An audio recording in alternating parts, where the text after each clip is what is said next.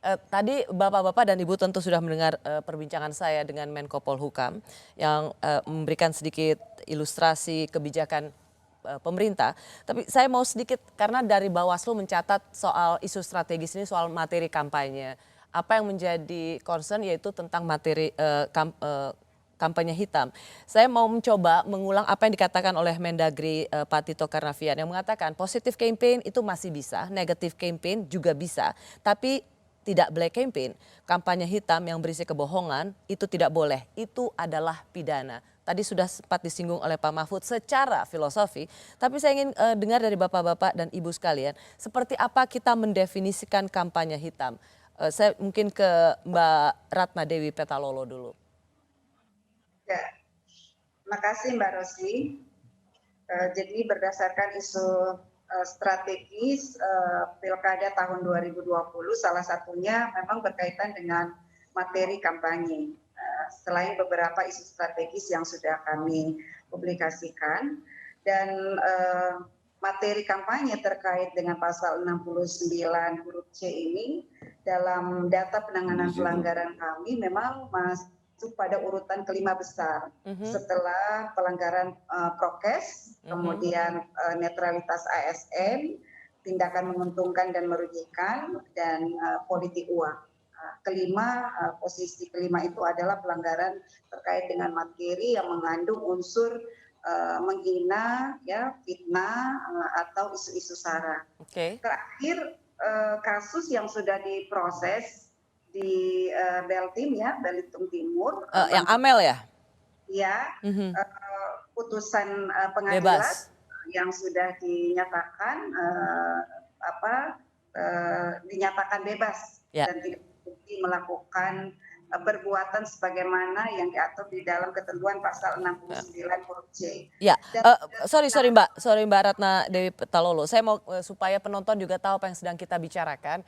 Karena di Belitung Timur salah satu tim sukses calon itu mengatakan bahwa kalau bersih Pilkada Belitung Timur maka yang menang adalah nomor 1. Dia dari pasangan nomor 1.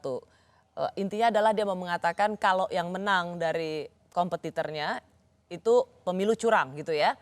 Dan kemudian dia diadukan dan kemudian dia diadili. Hari ini kita mendengar kabar bahwa dia dibebaskan. Tapi pertanyaannya Mbak Ratna, apakah memang ucapan seperti itu adalah bagian dari kampanye hitam yang bisa dipidana?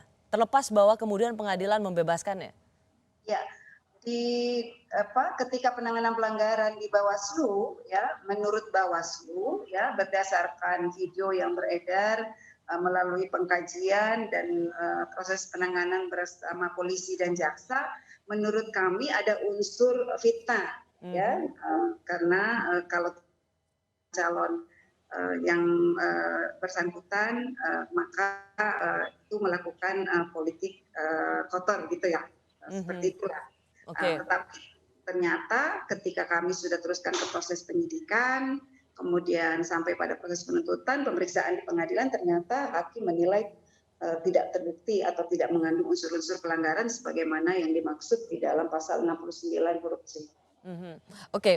Misalnya juga contoh yang ada, saya mengambil contoh soal yang trending di sosial media, misalnya ada seruan bahwa soal wali kota Surabaya, ada yel-yel hancurkan Risma oleh pendukung paslon yang bisa kita bilang memang berhadapan dengan Bu Risma.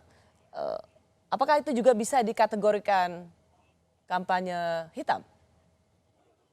Ya, tergantung case-nya ya Mbak Rosi. Jadi seperti tadi penjelasan Pak Mahfud, ya, ketika peristiwa itu ya mengandung suatu ucapan, ya, baik yang disampaikan pada saat kampanye melalui tatap muka, ya, atau melalui media sosial, kemudian mengarah kepada sebuah kondisi yang tidak benar, artinya tidak seperti yang disampaikan oleh pasangan calon, ya, misalnya tadi beberapa laporan yang kami terima seperti peristiwa-peristiwa yang terjadi di Belitung Timur. Kalau tidak memilih pasangan calon A misalnya, ya, maka itu adalah sebuah pilihan yang keliru karena kalau memilih pasangan calon kami ya itu adalah pilihan yang tepat karena calonnya adalah bersih, jujur, tidak korupsi dan lain sebagainya misalnya seperti itu. Jadi ada 10 kasus sebenarnya yang sudah dilaporkan di Bawaslu ya, tapi baru satu yang sampai pada proses pengadilan.